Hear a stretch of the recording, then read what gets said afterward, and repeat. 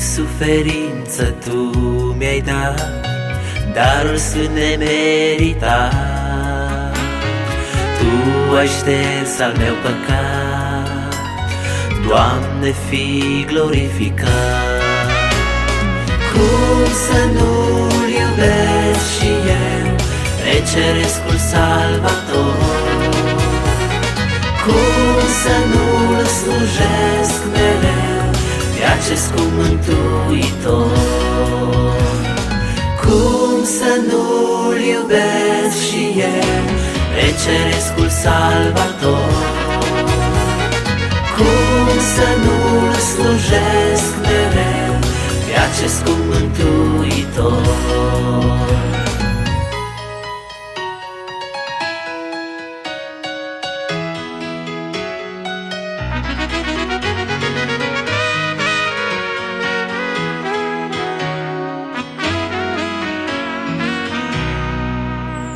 Cu El în slavă Tu vei sta, cu Domnul în strălucire.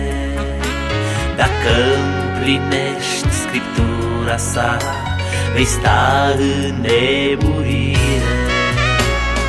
Cum să nu-L iubesc și eu pe cerescul Salvator?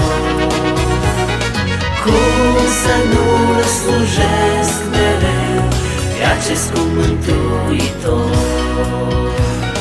Cum să nu-L iubesc și eu pe cerescul Salvator? Cum să nu-L slujesc mereu pe acest scump Mântuitor?